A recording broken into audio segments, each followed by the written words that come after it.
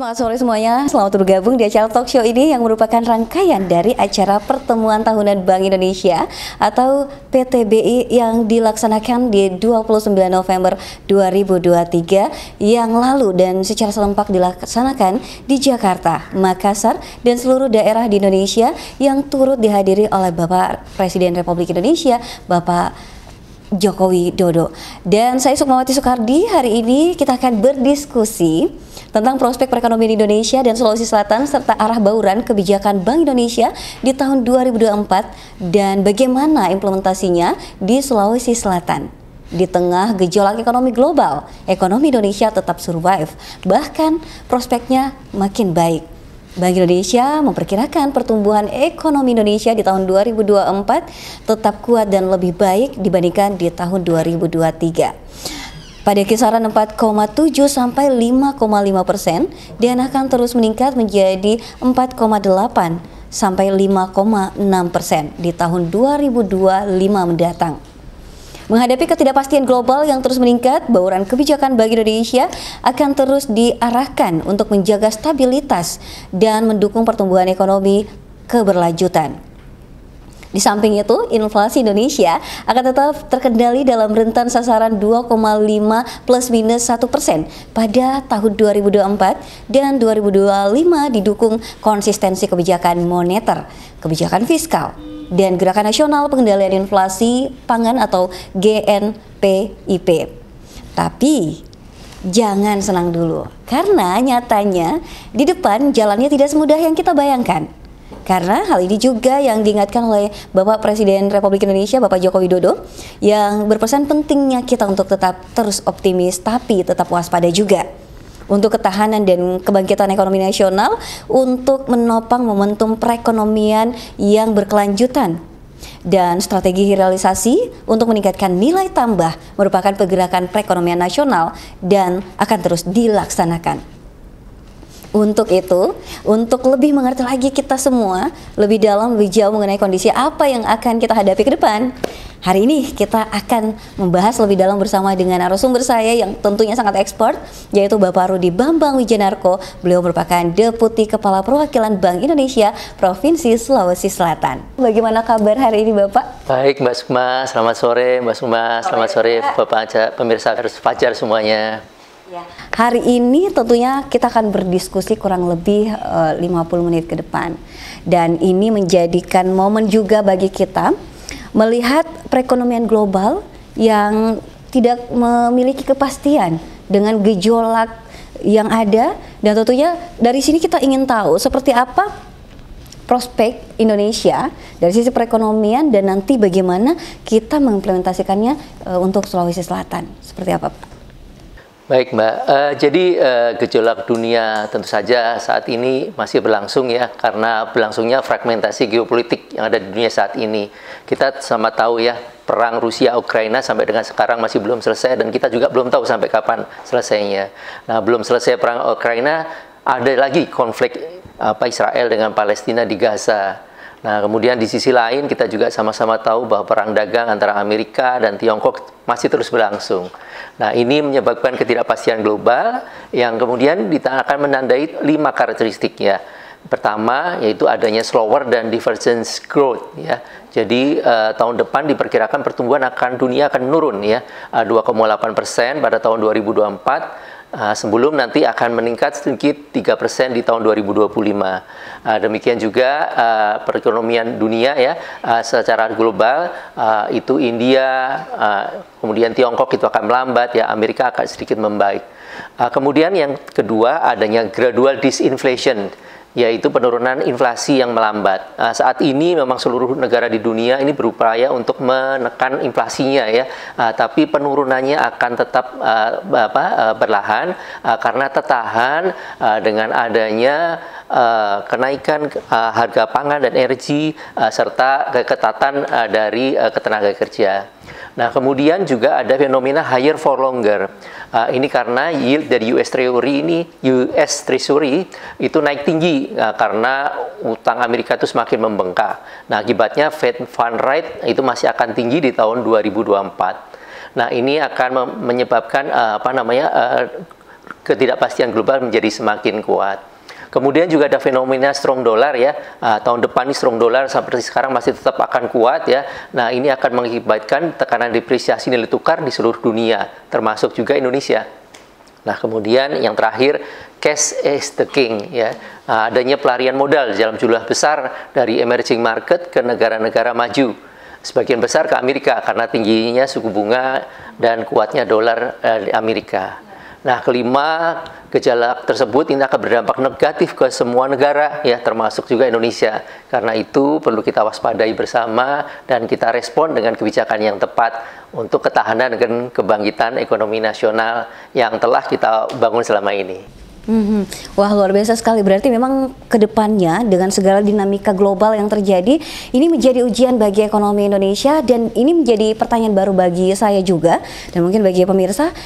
Sebenarnya kalau kita melihat dari segala dinamika yang ada, konflik yang sudah disusun tadi seperti itu kondisinya, bagaimana dan seperti apa ketahanan, sejauh mana ketahanan ekonomi Indonesia ke depan?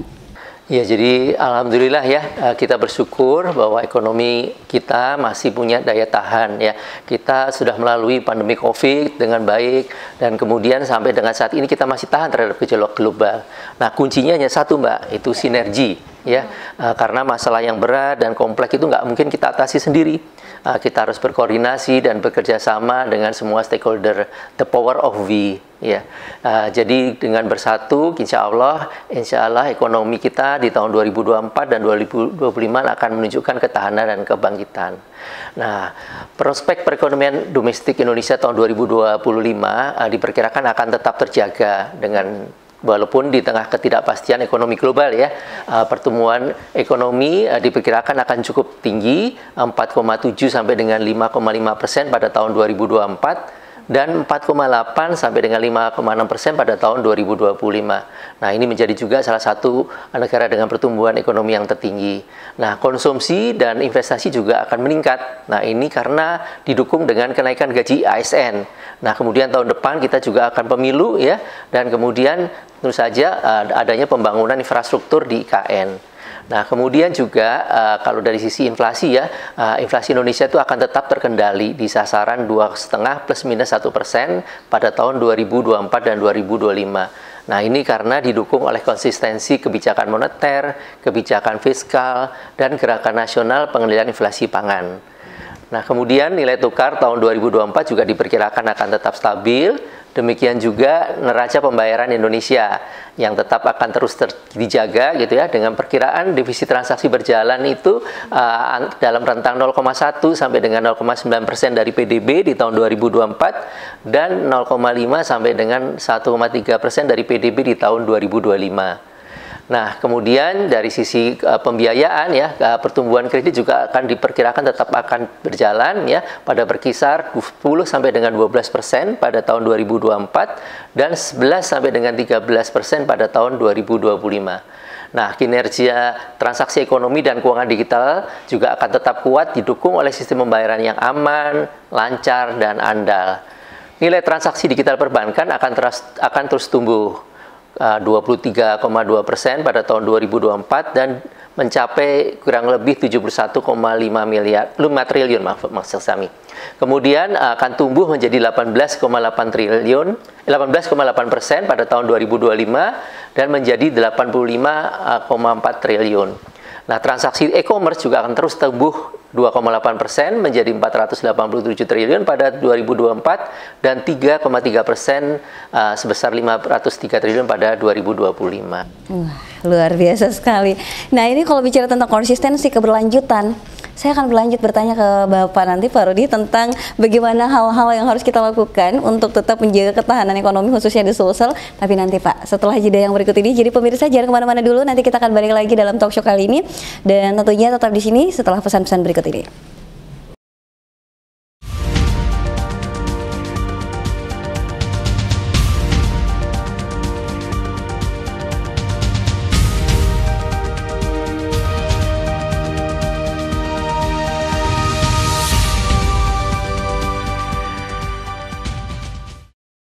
Kembali lagi tentunya bersama saya Sukmawati Soekardi dalam talk show yang bersama dengan Bapak Rudi Bambang Widianarko selaku Deputi Kepala Perwakilan Bank Indonesia Provinsi Sulawesi Selatan. Dalam talk show kali ini kita tentunya ingin melihat bagaimana pertemuan tahunan Bank Indonesia kemarin di kantor perwakilan Bank Indonesia Provinsi Sulawesi Selatan menyampaikan bahwa pertumbuhan ekonomi triwulan ketiga di tahun 2023 itu melambat dan di angka 4,0% dan lebih rendah lagi 5,0% pada triwulan kedua di tahun 2023. Perlambatan ekonomi Sulsel ini sejalan dengan pertumbuhan ekonomi nasional yang juga melambat ke 4,9% pada triwulan ketiga di 2023 dan bahkan dari 5,17% pada triwulan kedua tahun 2023 ini. Dari sisi pengeluaran misalnya juga kita akan ulas bagaimana melambatnya pertumbuhan ekonomi Sulawesi Selatan seiring dengan normalisasi permintaan masyarakat pasca HBKN. Dan disinyalir terdapat penurunan konsumsi tenaga kerja pertanian yang menyumbang lebih dari 30% tenaga kerja di Sulawesi Selatan. Demikian juga terdapat perlambatan investasi mesin dan juga peralatan yang ditandai dengan impor barang modal yang terkontraksi. Dari sisi lapangan usaha, ini juga hal yang kita bicarakan. Perlambatan kinerja ekonomi Sulsel terutama dikontribusi oleh LU Pertanian, Perikanan, dan Kehutanan di tengah kondisi El Nino, LU Pertambangan dan juga penggalian seiring normalisasi pertumbuhan volume produksi nikel di korporasi utama serta melambatnya permintaan akomodasi makan minum setelah HBKN Idul Fitri dan Idul Adha triwulan kedua tahun ini juga 2023. Dari sisi harga, pada 3 bulan terakhir, Sulawesi Selatan mencatatkan inflasi yang terus terjaga dalam rentan sasaran inflasi nasional kurang lebih 1% dan mencapai 2,89% di Oktober 2023. Data terbaru, pemirsa, inflasi bahkan menurun lebih rendah mencapai 2,79% di bulan November tahun 2023. Nah, lebih lanjut BI Sulsel memperkirakan pertumbuhan ekonomi Sulawesi Selatan di tahun 2024 tetap kuat dan berada di kisaran 4,7% sampai 5,5%, dan selain itu inflasi Sulsel juga diperkirakan semakin terkendali dalam rentan sasaran 2,5 kurang lebih 1% di tahun 2024, dan kondisi tersebut dikatakan bisa dicapai apabila ada penguatan sinergi dan komitmen bersama dalam menjaga pengendalian harga dan juga mendorong pertumbuhan ekonomi di era tantangan dari dalam dan luar negeri. Oleh karena itu tentunya Pak Rudi izin saya mau bertanya lagi, bagaimana hal-hal yang perlu dilakukan agar Sulsel ini bisa tetap optimis lebih kuat lagi di tahun mendatang, di tahun yang baru ini di 2024. Seperti apa? Hal-hal utama yang kita perlu terus lakukan adalah menjaga dan meningkatkan sinergi yang telah kita lakukan selama ini. Pertama, kita sinergi melakukan pengendalian harga untuk menjaga agar konsumsi masyarakat dan roda ekonomi terus berputar. Kita melakukan sinergi gerakan nasional pengendalian inflasi pangan atau GNPIP melalui forum tim pengendalian inflasi daerah atau TPID. Forum ini adalah sinergi antara Bank Indonesia dengan pemerintah provinsi, Forkopimda, dan Pemda Kopta untuk melakukan strategi 4K, yaitu menyediakan ketersediaan pasokan, kelancaran distribusi, keterjangkauan harga, dan memberikan komunikasi yang efektif. Upaya ini telah membawa Sulsel untuk memperoleh TPID Award untuk yang kedua kalinya. Dan ini berturut-turut ya, tahun lalu kita juga mendapatkan TPID Award di 2022, tahun ini kita mendapatkan kembali di 2023. Nah, karena itu sinergi ini harus kita lanjutkan lagi. Nah, kemudian yang kedua adalah sinergi mendorong investasi untuk motor ekonomi baru. Kita bersinergi dalam forum percepatan investasi, pariwisata, industri, dan perdagangan di Sulawesi Selatan. Dalam forum yang disebut Pinisi Sultan. Ini untuk menjaring dan mengkurasi proyek-proyek besar, investasi besar yang berkelanjutan di Sulawesi Selatan. Dan kemudian kita promosikan kepada investor yang ada di luar negeri. Tahun 2023 ini merupakan tahun pertama ya penyelenggarakan Sulawesi Investment Forum yang telah sukses menghadirkan 22 calon investor dari dalam maupun dari luar negeri. tercatat ada 12 investment project ready to offer yang mendapatkan minat dari calon investor di luar negeri dan menghasilkan 9 letter of intent dengan nilai total kurang lebih 88 triliun. Nah, ke depan kita juga harus terus dorong iklim investasi yang baik ini di Sulsel. Nah, yang ketiga, kita juga terus melakukan sinergi penguatan digitalisasi ya antara pemerintah daerah, perbankan, Bank Indonesia, dan stakeholder lainnya dalam forum TP2DD, yaitu Tim Percepatan dan Perluasan Digitalisasi Daerah. Tahun 2023 ini, TP2DD Provinsi Sulsel dan Kota Makassar ini menjadi TP2DD terbaik di Sulawesi, Provinsi Sulawesi, di Sulawesi, Pulau Sulawesi. Kemudian yang tidak kalah membanggakan tahun 2023 ini ya, TP2DD Provinsi Sulsel menjadi TP2DD dengan program yang terbaik se-Indonesia melalui program Sulsel in Your Hand. Nah, demikian juga pemerintah Kota Makassar ya menjadi Pemkot yang terbaik, program TP2DD terbaik dengan program Sombere and Smart City. Nah, penguatan digitalisasi ini juga kami lanjutkan kemarin dengan peluncuran kartu kredit pemerintah daerah yang telah dilakukan oleh Pemprov Sulsel dan merupakan yang pertama ya di wilayah timur yang pertama melakukan launching kartu kredit pemerintah daerah. Nah, kemudian diikuti oleh Pemda dan Pemkot. Kemarin telah di launching 17 Pemda Pemkot kartu kredit pemerintah daerah untuk 17 Pemda dan Pemkot, dan ditandatanganin perkada untuk kartu kredit pemerintah daerah untuk 7 Pemda.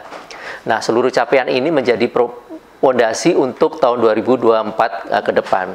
Nah, kemudian kita juga harus mendorong kinerja UMKM dan ekonomi syariah. Nah, ini menjadi wadah bagi perekonomian di daerah ya. Kami telah melakukan pelatihan UMKM Rewako untuk mengembangkan kapasitas usaha dengan menyelenggarakan karya kreatif Sulawesi Selatan yang memberi akses kepada semua UMKM untuk bisa menjual produk-produknya. Nah, kemudian juga kami melaksanakan event Anging Mamiri Business Fair yang telah memasuki tahun ketiga. Kemarin yang telah kita selenggarakan berhasil melakukan business matching antara UMKM ya dengan buyer-buyernya gitu ya dengan nilai 28,7 miliar. Nah, ini meningkat 5 kali lipat dibanding tahun sebelumnya. Nah, kemudian ada kesepakatan juga yang melibatkan 7 buyer dari luar negeri, dari Turki, dari Singapura, dari Australia, dari Iran, India, Mesir, dan Malaysia, yang menunjukkan ketertarikannya pada UMKM di Sulsel.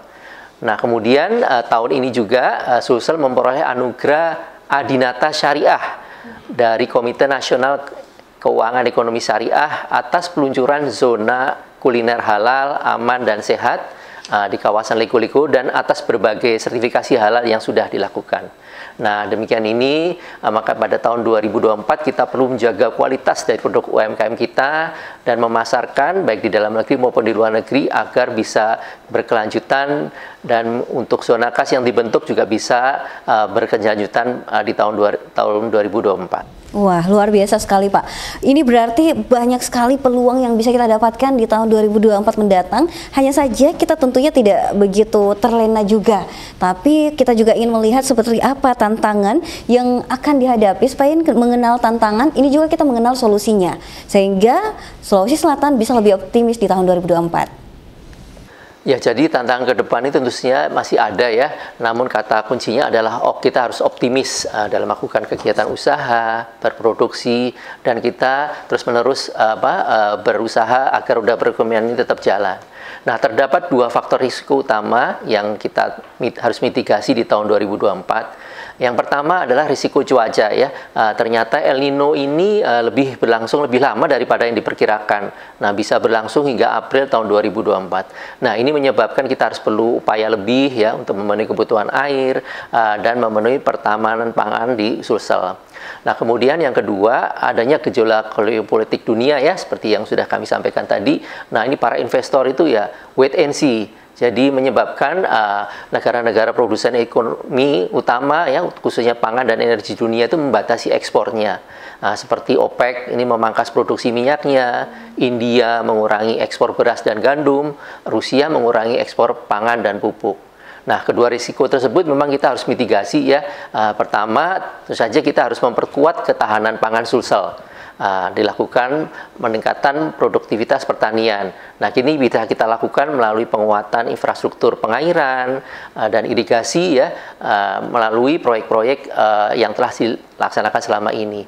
Nah, kemudian juga kita harus melakukan perluasan kemandirian benih yang telah dilakukan selama ini di beras dan jagung ya. Nah, ini bisa kita kembangkan kepada komoditas lainnya seperti hortikultura. Nah, untuk jangka panjang, nah ini kita juga harus mulai ya berpindah dari energi hijau ya, dari energi fosil ke energi hijau dengan memanfaatkan sumber daya yang kita miliki, yaitu tenaga angin dan surya.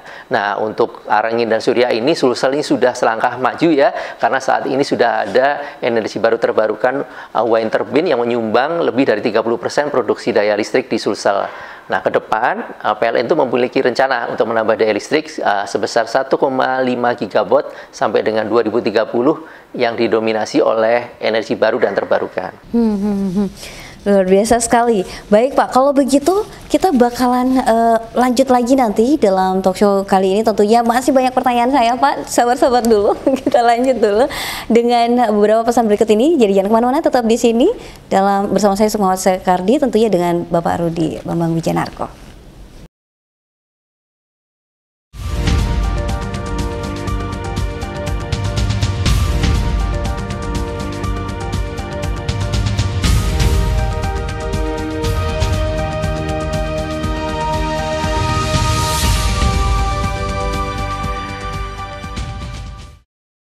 Masih bersama saya Sukmawati Sekardi dan tentunya Bapak Rudi Bambang Wijanarko, yang di sini kita membahas tentang bagaimana optimisme perekonomian Indonesia di tahun 2024 mendatang dan tentunya bagaimana implementasinya di Sulawesi Selatan.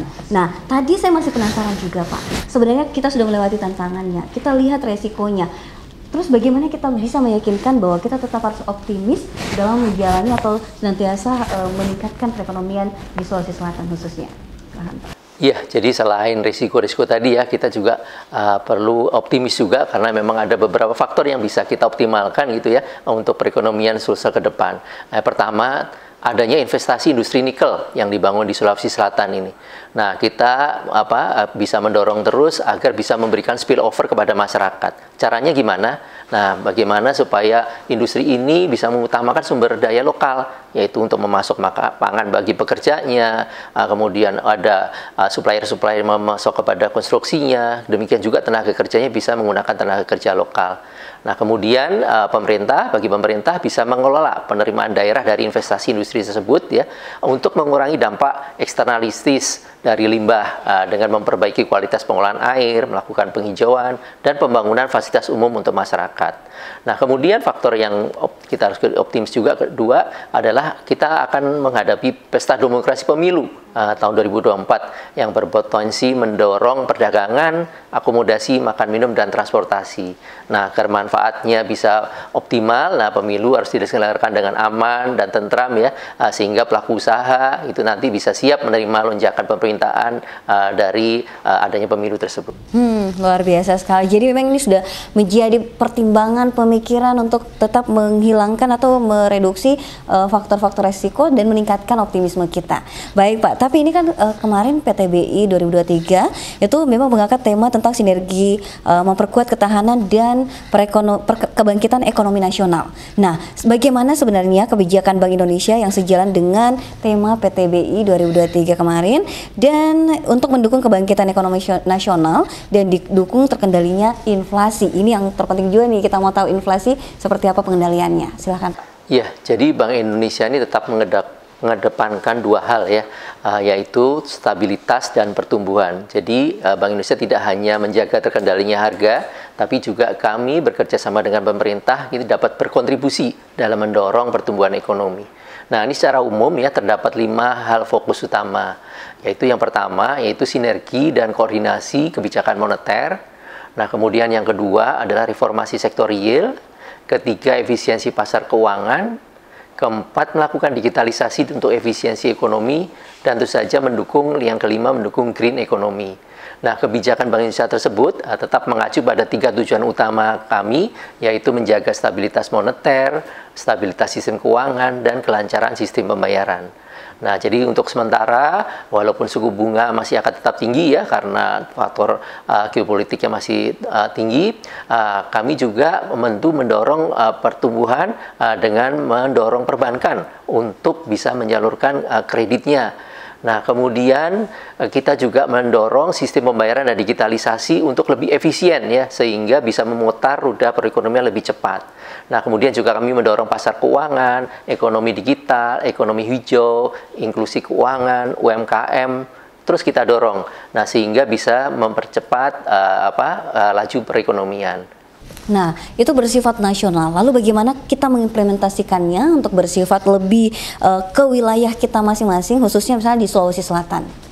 Ya, untuk di daerah ya, implementasi kebijakan Bank Indonesia dilakukan melalui sinergi dengan pemerintah dan seluruh stakeholder utama di daerah untuk mendorong pengembangan new sort of growth ya, dan menjaga kestabilan harga. Nah, kami untuk terkait dengan new source of growth ini ya, kami mendorong pengembangan atau kajian-kajian terkait dengan peningkatan nilai tambah komoditas utama Sulawesi Selatan dan mendukung upaya-upaya research based policy yang dilakukan pemerintah daerah gitu ya untuk bisa mewujudkan pertumbuhan ekonomi baru. Nah, kemudian dari sisi pengendalian harga, kami melaksanakan berbagai kegiatan tentu saja ya bersama-sama dengan pemerintah daerah. Antara lain kami telah melaksanakan kegiatan gerakan pangan murah ya dan perluasan kerjasama antar daerah. Nah, melalui TPID di tingkat provinsi maupun kabupaten kota. Kami juga melakukan berbagai inovasi ya, antara lain untuk efisiensi distribusi melalui program SIPEPA ya, tidak hanya di toko retail tapi juga kami menjangkau ke pasar-pasar tradisional. Nah, kemudian juga ke depan akan dibangun neraca pangan digital untuk mengoptimalkan kerjasama antar daerah yang berbasis data surplus dan defisit pangan. Nah, untuk kelancaran sistem pembayaran, Bank Indonesia juga terus memastikan kelancaran distribusi rupiah dengan melakukan kegiatan-kegiatan pendistribusian uang sampai ke daerah-daerah yang terpencil, terluar, terjauh gitu ya, dan juga mendorong efisiensi pembayaran non-tunai, termasuk mendorong reformasi struktural melalui dukungan elektronifikasi transaksi pemerintah daerah. Namun sayang sekali karena perbincangan kita, diskusi kita pada talk show kali ini sudah cukup sampai di sini. Tapi tentunya sebelum di close dulu, mungkin bisa diberikan closing statement juga untuk pemirsa yang saat ini menyaksikan kita, bagaimana kita lebih optimis lagi dalam menghadapi tantangan di tahun 2024 mendatang, khususnya dalam hal ekonomi. Silahkan Pak. Ya, terima kasih. Jadi kami atas nama Kantor Perwakilan Bank Indonesia Provinsi Sulawesi Selatan mengaturkan rasa terima kasih ya tentu saja dan apresiasi yang tinggi kepada seluruh pihak yang telah membantu dan berkontribusi dalam menjaga ketahanan ekonomi Sulsel. Kami pesan aja kita harus bersama-sama bersinergi ya untuk memperkuat ketahanan dan kebangkitan ekonomi nasional. Baik, terima kasih banyak Pak Rudi atas diskusi kita yang sangat hangat sekali pada siang hari dan sore hari ini. Dan tentunya sebelum kita closing, saya punya pantun untuk Bapak. Wah. Mau dengar Pak? Baik, saya coba bacakan. Cakepnya aja ya Pak. Ya, jadi pantun saya seperti ini Pak. Ke Bulukumba lihat kapal pinisi. Cakep. Mampir ke Pantai Bira lihat sunset yang menawan. Cakep. Mari bersatu perkuat sinergi mewujudkan ekonomi Sulsel yang berdaya tahan. Luar biasa sekali. Dan pastinya juga saya Sukmawati Soekardi, mohon maaf kalau ada salah kata, salah sikap, dan mewakili juga seluruh kru yang bertugas pada hari ini. Sampai jumpa lagi dalam talk show lainnya, dan assalamualaikum warahmatullahi wabarakatuh.